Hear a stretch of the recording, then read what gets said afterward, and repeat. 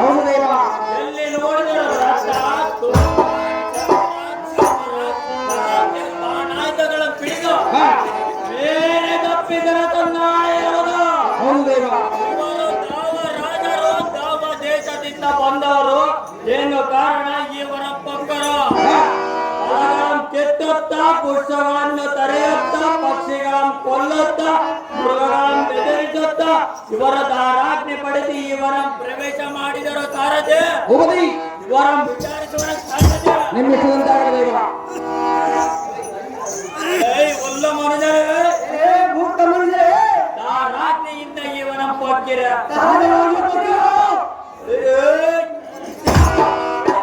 ಕಪ್ಪಳಿಸುವನ. ಇಂದ್ರ ಮಹಾರಾಜನ ಆಜ್ಞೆಯಿಂದ ಈ ವನದು ಯಾರು ಬಂದ ಕಾಲಕ್ಕೂ ಬಿಡದಿರಂತ ಬಂದವರನ್ನೆಲ್ಲ ಚಂಡಿಗೆ ಕೈ ಕೊಟ್ಟು ತಪ್ಪಿದರಂದ ರಾಜಾದಿ ರಾಜ ಚಿತ್ರಸೇನ ಮಹಾರಾಜನ ಆಜ್ಞೆ ಮಾಡುವನು. ಒಳ್ಳೆ ಮಾತಿನಿಂದ ನಮ್ಮ ರಾಜರೆಲ್ಲಿಗೆ ಬಂದರೆ ಸರಿ. ಕೊಲ್ಲದೆ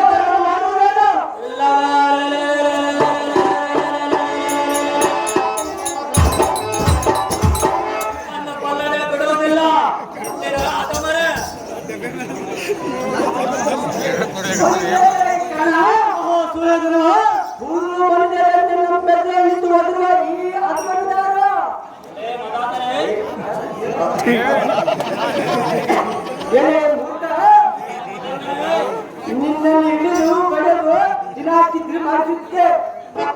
ಆದರೆ ಜನರಿಗೆ ಈ ಪರಿಸ್ಥಿತಿ ಮಾಡಲು ಪ್ರಮಾಣ ಉಂಟು.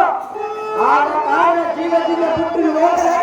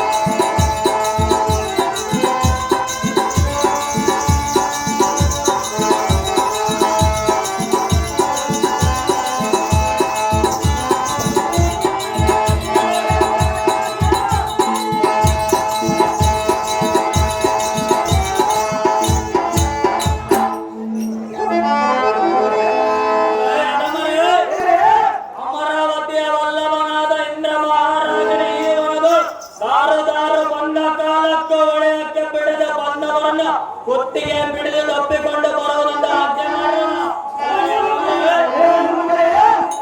ನಮ್ಮ ವಾಕ್ಯ ಕೇಳಿ ಬಂದರೆ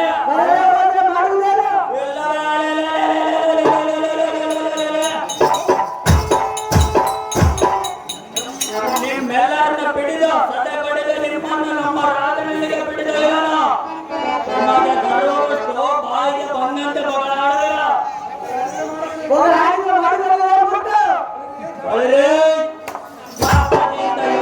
ಸನ್ನದ್ಧರಾಗಿರಲಿ.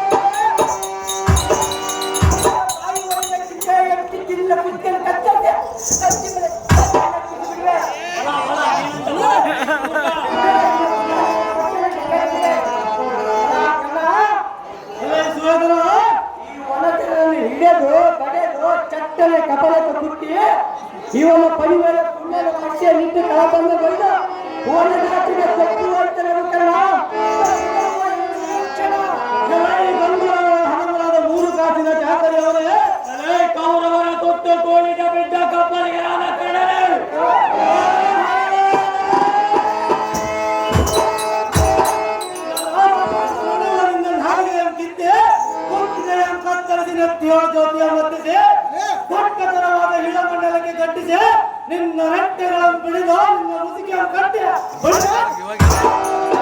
ಕೊಟ್ಟಿ ನಿನ್ನನ್ನು ಹಿಡಿದು ನಿನ್ನ ಮೂಗಿನ ಮೇಲೆ ಸುಳ್ಳುಗಳ ಪಟ್ಟಿಯನ್ನು